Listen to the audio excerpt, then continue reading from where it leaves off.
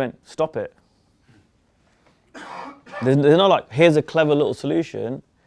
There's no clever, it's just, all right, yeah, feel the fear and do it anyway. Yeah, fear comes up, yeah, be that. Let me throw this at you in a different way.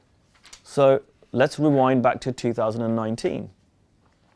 I'm getting to the end of my agreement with Steve Chandler, and we had this smaller, and it wasn't small, but smaller agreement, and we get to the end of it, and Steve goes, all right, Kush, I think for you next year, the apprenticeship would be a good option. So this was $60,000. This was more than double what I was paying him. So big, and for me at the time, that was big. That was a really big investment. My wife was pregnant, so we were going to have a drop in income when the baby was born. So it wasn't really an ideal time, as well as as anyone who's had little kids know, you kind of realize you have no time when you have a child, right? So it wasn't a really logical, great time. Also, what I knew is Steve doesn't typically make proposals to people to be apprentices. In fact, he's turned a lot of people away. So he wasn't saying it, I knew, and I'd got enough of a relation with him. He wasn't saying it because he needed cash. He was saying it because he really saw something in me, very obviously. And so it wasn't an easy decision for me. I went back and forth, and I started looking at it from logical angles. And I don't want to ignore the logic. This is why I bought Sujolin yesterday. This is not a hobby. You guys are running businesses. Let's not step away from that. So I was like, all right, this is a business. Does this make sense? Maybe I could do it, do I need to invest that much? Maybe I could do it next year, all this sort of stuff. And I spoke to my wife. We had loads of conversations.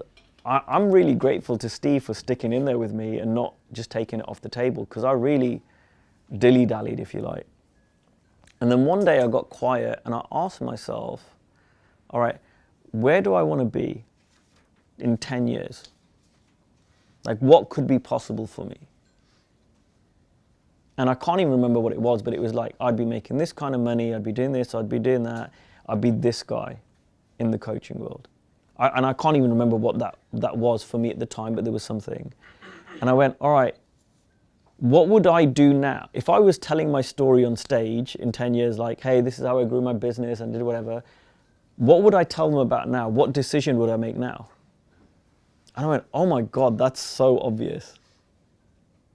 I would say, oh, when I had that choice, I didn't come from fear, as Alex was pointing to.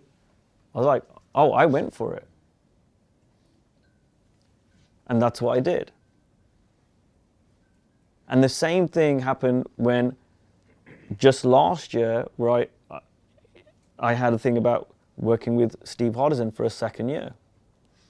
It's like, well, it makes a lot of sense to take a bit of a break and build the money up again and do whatever. But I was like, all right, so he's talking about me as MG. He's talking about me as having this impact on the world. If I'm telling that story about this moment, what decision did MG make when he was at this moment? Oh, that's really obvious. Then it was a case of who would I need to be?